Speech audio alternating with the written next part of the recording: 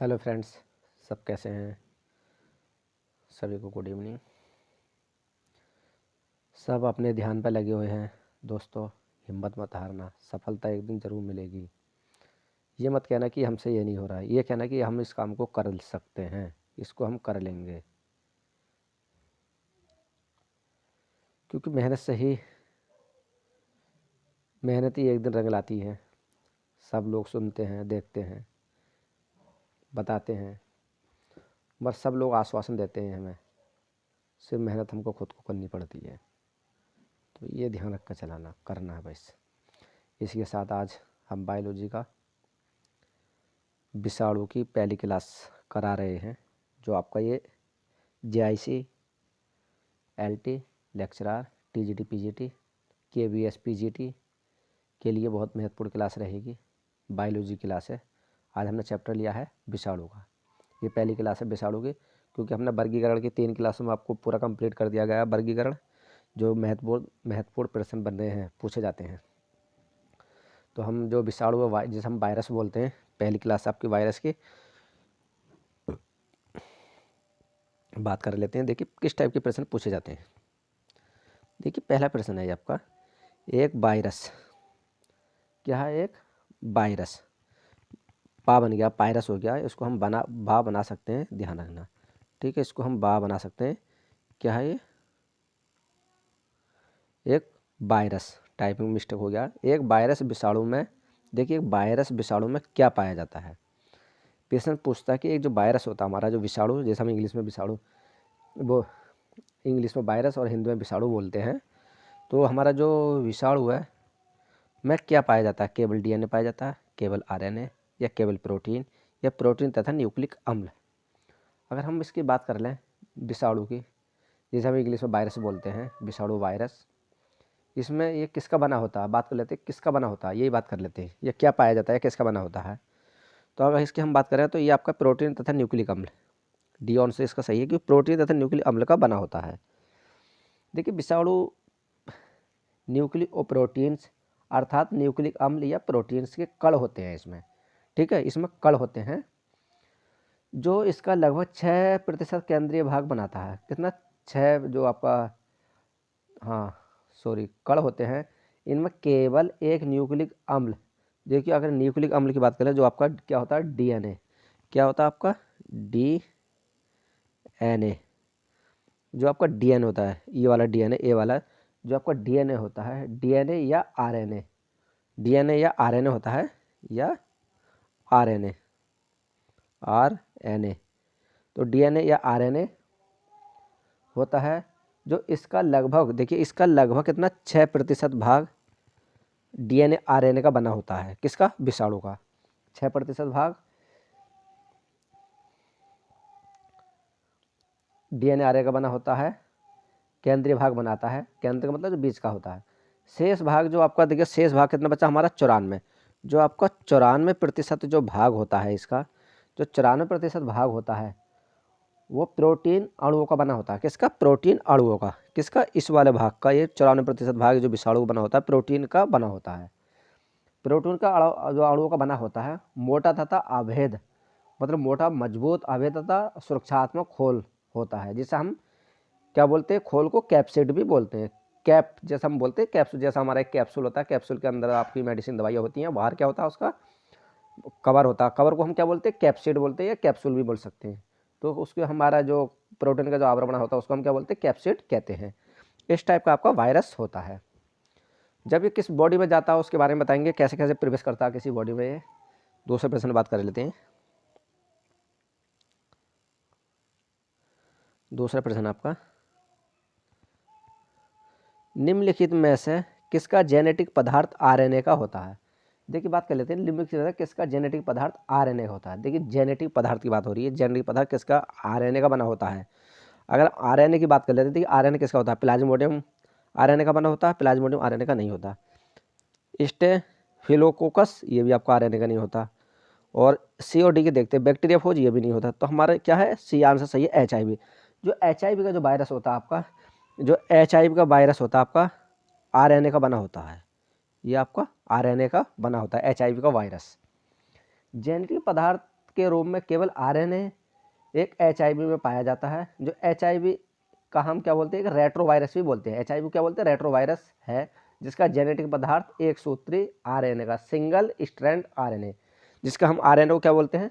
अगर आरएनए की बात कर लेते हैं तो सिंगल स्ट्रैंड आरएनए, ये सिंगल स्ट्रैंड सिंगल उसका बना होता है। देखिए कभी इस टाइप का होता है, ये जो हमारे डीएनए संरचना होती है वो इस टाइप से होती है, इस टाइप से होती है आपकी। तो ये सिंगल बॉन्ड का वो होता है, सिंगल स्ट्रैंड का आरएनए का होता है। जबकि अगर बैक्टीरियोफेज वायरस की मैं बात करें जेनेटिक पदार्थ, अगर हम जो बैक्टीरिया इसकी बात कर ले तो ये आपके डीएनए के होते हैं।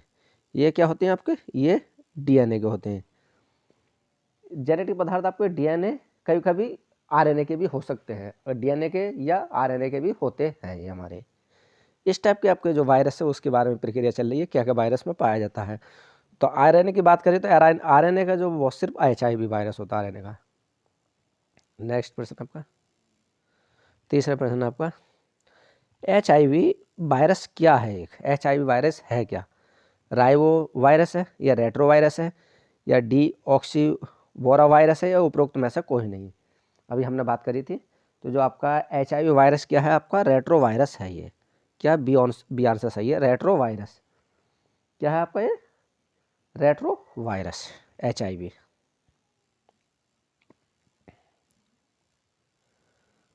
चौथा प्रश्न है, मोटेनियर। देखिए मोटेनियर तथा गैलो, ये मोटेनियर किसका नाम है तथा गैलो को क्या प्राप्त करने का श्रेय जाता है। देखिए गैलो एक क्या थे, ये साइंटिस्ट थे, और मोटेनियर ये भी एक क्या हमारे साइंटिस्ट हैं, वैज्ञानिक। इनको किसका श्रेय जाता है, क्या प्राप्त, एड्स विषाणु का या हेपेटाइटिस बी विषाणु या पोलियो विषाणु या उपयुक्त में से कोई नहीं। अगर हम इनकी बात कर लें, मोटेनियर तथा गैलो को प्राप्त करने का श्रेय जाता है तो आपका एड्स, ये ऑप्शन सही है, एड्स विषाणु। देखिए जो अमेरिका के लूक मोटेनियर तथा रॉबर्ट गैलो ने सर्वप्रथम एड्स विषाणु की खोज की थी। पहले किसकी, एड्स विषाणु की खोज की थी। बाद में इसका नाम एचआईवी नाम दिया गया था, बाद में किसका नाम एचआईवी दिया गया था। अगर हम एड्स की बात कर ले तो ये कब खोज हुई थी इसकी, तो ये अमेरिका में हुई थी, और ये शायद 1986 में ये वायरस का पता चला था। किसका, एड्स के विषाणु का, वायरस का, 1986 में। चौथा प्रश्न आपका, पांचवा, निम्नलिखित में से कौन ना तो प्रकेंद्रक और ना ही सुकेंद्रक है। प्रकेंद्रक और ना ही सुकेंद्रक, नोस्टॉक है, सैक्रोमाइसिस या क्लोमाइडोमोनास या टीएमबी। अगर हम इसे बात करें तो देखिए ना आपका प्रोकेंद्रक और ना ही सुकेंद्रक। तो अगर इसकी हम बात कर रहे हैं तो क्या है आपका ये टीएमबी है, इसका आंसर क्या है, टीएमबी क्या होता है इसके बारे में जानने की बात कर लेते हैं। टीएमबी क्या होता है आपका, देखिए जिसे हम टीएमबी को बोलते हैं तंबाकू वायरस। टीएमबी क्या है, टोबैको मोजक वायरस है, ये एक सूत्री, और ये किसका होता है, एक सूत्री आरएनए वायरस होता है। देखिए ये क्या है, RNA RNA R sorry RNA RNA का ये एक वायरस जिसे हम बोलते हैं सिंगल स्ट्रैंड का होता है। ये सिंगल स्ट्रैंड का, क्या आपका ये सिंगल स्ट्रैंड का होता है, डबल स्ट्रैंड नहीं होता, सिंगल स्ट्रैंड होता है इसमें। ये सिंगल स्ट्रैंड का आरएनए वायरस है, जिसे सजीवों की श्रेणी में नहीं रखा जाता है। इसको हम सजीवों की श्रेणी में नहीं रख सकते, नहीं रखा जाता। इसे कोशिकीय संरचना नहीं होती। सजीवों को कोशिकीय आधार पर प्रकेंद्रक तथा सुकेंद्रक श्रेणी में बांटा गया है। देखो प्रकेंद्रक तथा सुकेंद्र श्रेणी में इसको बांटा गया, किसको, तंबाकू वाले जो वायरस, टीएमबी वायरस जो तंबाकू वायरस है। नेक्स्ट,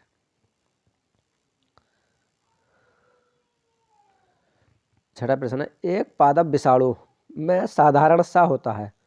देखिए एक पादप विषाणु में साधारण सा क्या होता है, साधारण की बात कर लेते हैं। पादप विषाणु होता है आरएनए डीएनए उपयुक्त दोनों। अगर हम साधा विषाणु की बात कर लें तो इसमें क्या होता है, आपका आरएनए ही पाया जाता है। क्या होता है आपका, आरएनए सादा विषाणु आरएनए।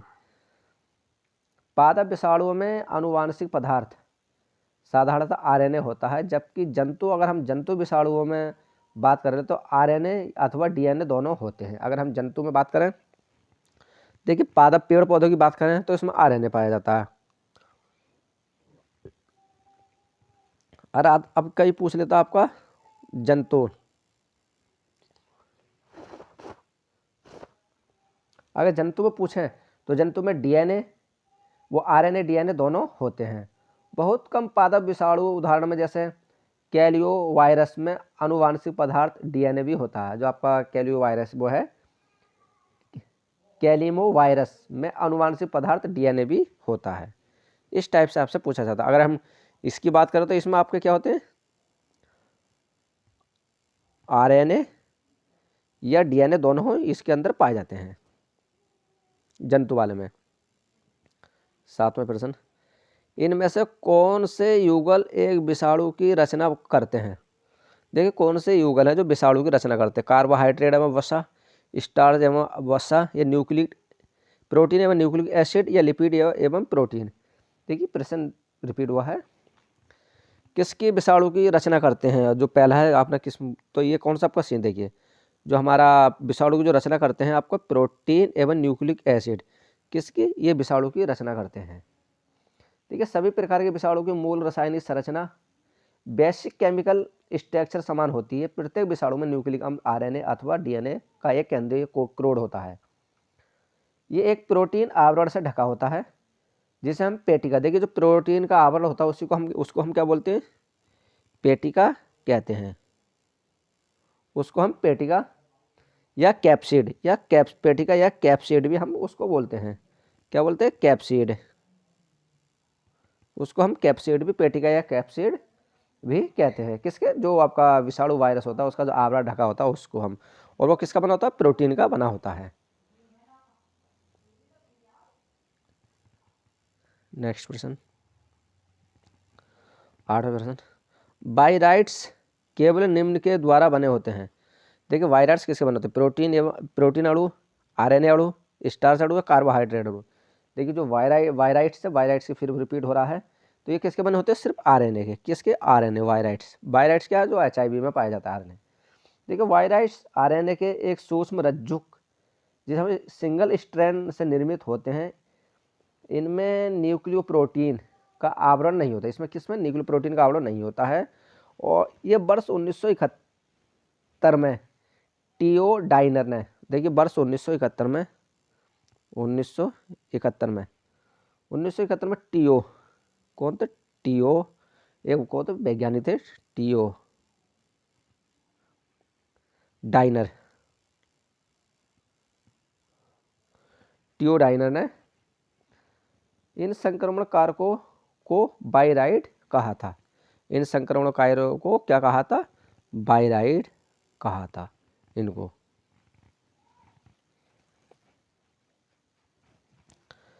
नेक्स्ट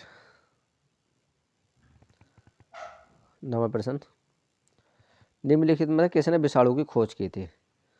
मेयर ने, इवानोवास्की ने, फश्चर ने, उपयुक्त सभी में।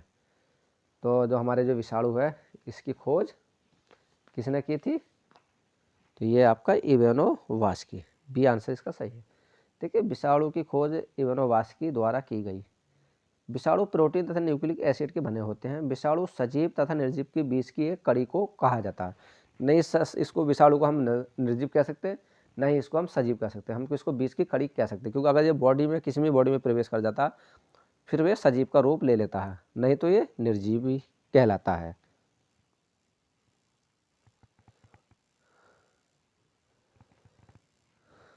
जब एक विषाणु जीवाणु पर आक्रमण करता है तब परपोषियों में प्रवेश करने वाला पदार्थ कौन सा होता है? देखिए जब एक जो विषाणु है जीवाणुओं पर आक्रमण करता है तब परपोषियों में प्रवेश करने वाला पदार्थ क्या होता है? प्रोटीन परत, नाभिकीय अम्ल, ए और बी दोनों, या इनमें से कोई नहीं।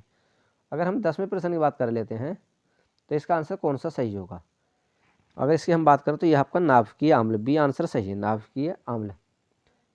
विषाणु में प्रोटीन की परत के भीतर न्यूक्लिक अम्ल पाया जाता है। देखिए जो विषाणु होता है, विषाणु में प्रोटीन के परत के भीतर क्या होता है? हमारा न्यूक्लिक जो प्रोटीन होता है उसके अंदर क्या होता है? न्यूक्लिक अम्ल पाया जाता है विषाणु के।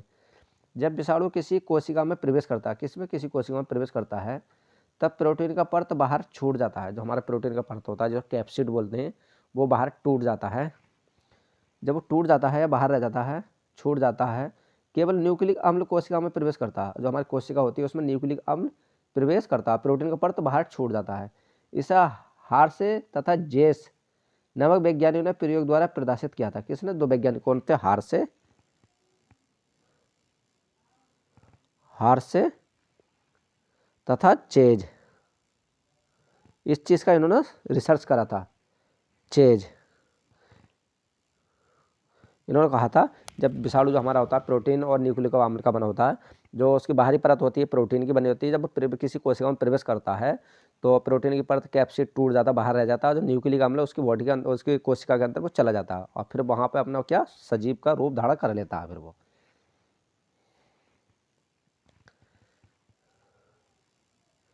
11वां प्रश्न, सबसे सूक्ष्म में प्रोटीन युक्त संक्रमण करने वाला कारण कहलाता है।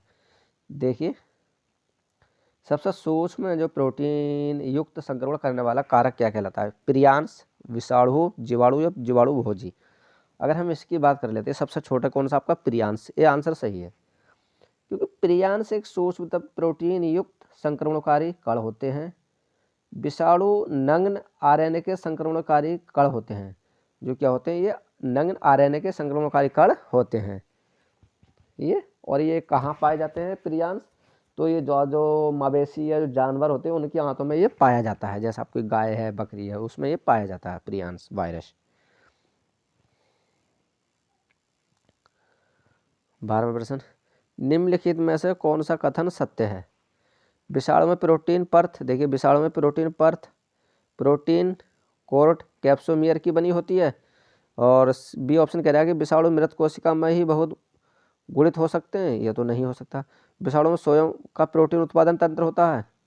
अगर हम इसकी बात करें तो ये भी नहीं, क्योंकि प्रोटीन जो विषाणु होते हैं उसमें प्रोटीन और न्यूक्लिक अम्ल दोनों होते हैं। विषाणु प्रोटीन परत और नाभिकीय अम्ल में बने होते नहीं। तो हमारे ए आंसर इसका सही है, क्योंकि देखिए विषाणु में प्रोटीन परत प्रोटीन कोर्ट कैप्सोमियर की बनी होती है।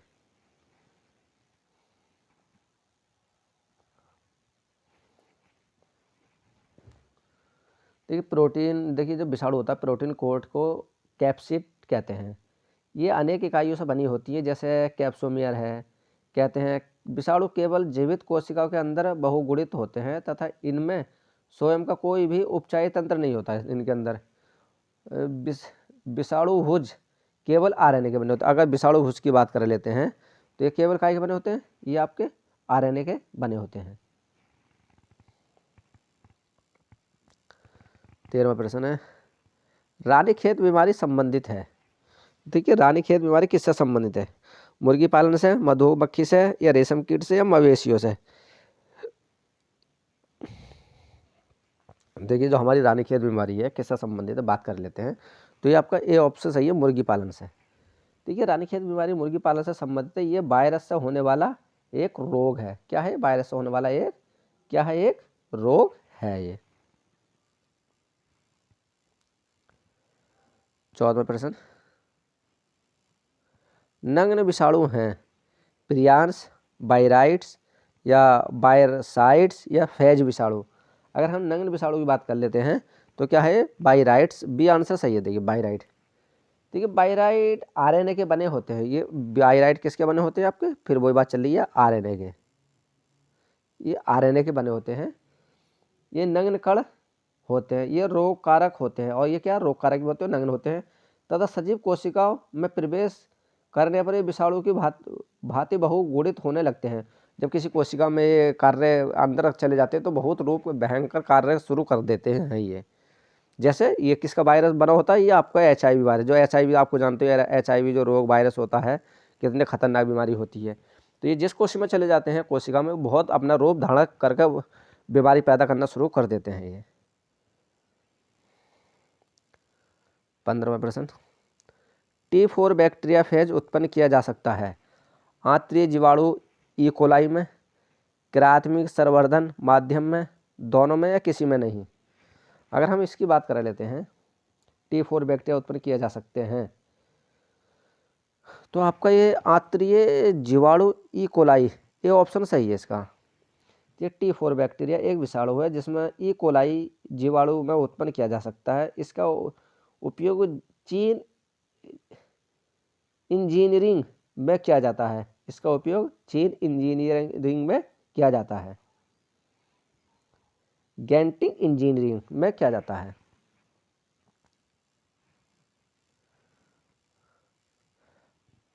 पंद्रह प्रश्न, बेरियान का अर्थ है वायरस का कैप्सूल, वायरस की पूर्ण अवस्था, वायरस का न्यूक्लिक अम्ल या मृत वायरस। अगर हम 16वें प्रश्न की बात कर लेते हैं तो जो बेरियान क्या है, बेरियान क्या है आपका एक मृत वायरस है। डी आंसर इसका सही है, क्योंकि देखिए ये एक अक्रिय वायरस को बेरियान कहा जाता है। ये वायरस जीवित कोशिका के भीतर सजीव के रूप में सक्रिय रहता है, जबकि ये कोशिका के बाहर या निष्क्रिय अर्थात निर्जीव में भी निर्जीव रूप में होता है। और कभी कभी ये निर्जीव भी हो सकता है, कभी कभी ये सजीव भी हो सकता है। बेरियान वायरस, बेरियान वायरस।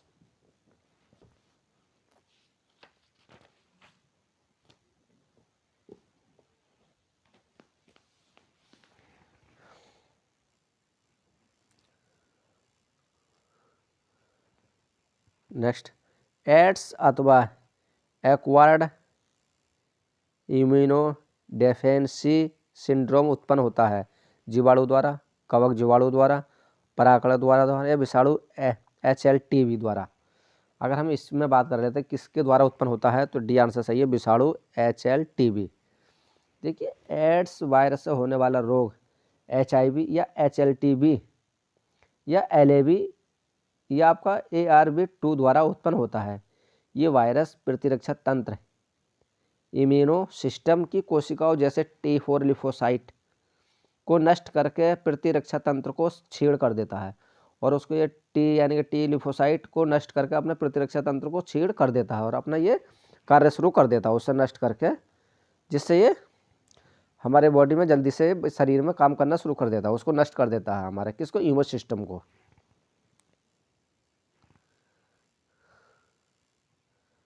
18वां प्रश्न है, निम्न में से किस विषय में सूचना फिर प्रवाह उल्टा अर्थ RNA से DNA की तरफ होता है?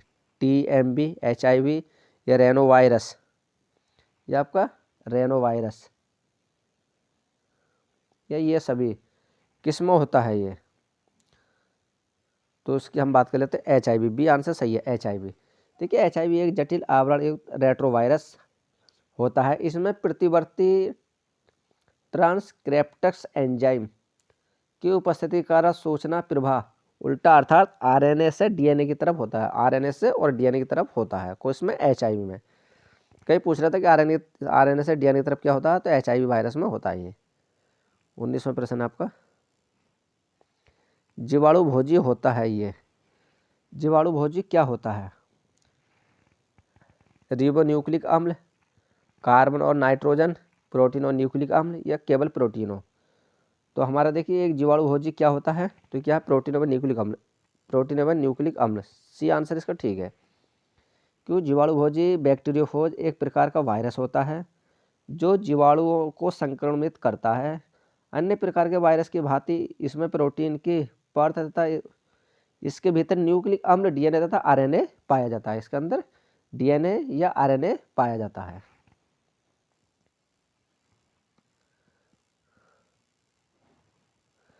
नेक्स्ट प्रश्न, जीवाणु भोजी है, जीवाणु भोजी क्या होता है? एक जीवाणु जो विषाणु को संक्रमित करता है, क्या एक विषाणु जो जीवाणु को विषाणु जो जीवाणु को संक्रमित करता है, या एक जीवाणु जो शैवालों को संक्रमित करता है? इनमें से कोई नहीं। अगर हम बात करें तो एक विषाणु जो जीवाणु को संक्रमित करता है। बी आंसर इसका ठीक है, बी आंसर इसका सही है।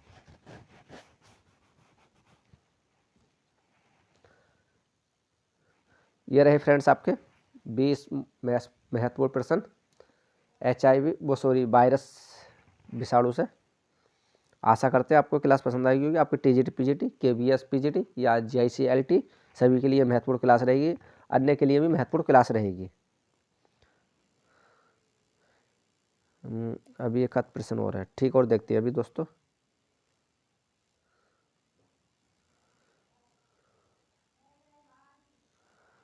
नेक्स्ट प्रश्न है इसमें भी, हाँ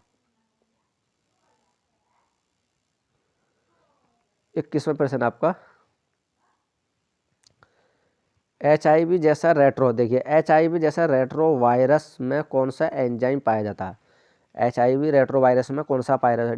DNA पॉलीमरेज या DNA लाइगेज या RNA पॉलीमरेज या रिवर्स स्ट्रेक्सिटेक्स?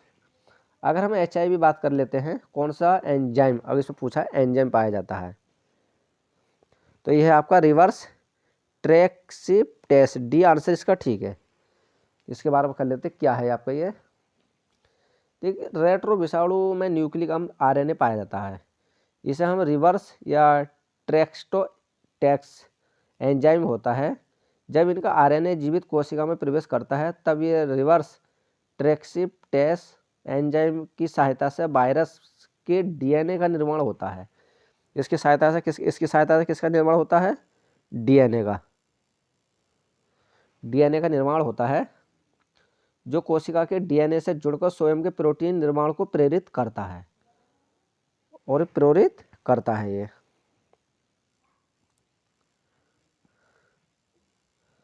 ये रहे फ्रेंड्स आपके 21 प्रश्न, महत्वपूर्ण प्रश्न रहे हैं आपको। आशा करते हैं आपको ये क्लास पसंद आई होगी। इसके बाद में क्लास आपकी हिंदी सीटेट पेडागोजी क्लास रहेगी, वो भी बहुत महत्वपूर्ण क्लास रहेगी आपकी, मिस मत करना। बाय दोस्तों। फ्रेंड, अगर आप नए हो तो हमारे यूट्यूब चैनल को सब्सक्राइब कर लेना। पढ़ते रहना दोस्तों, सफलता ज़िंदगी में एक बार जरूर मिलेगी। संघर्ष मत हारना, ज़िंदगी से सफलता जरूर मिलेगी।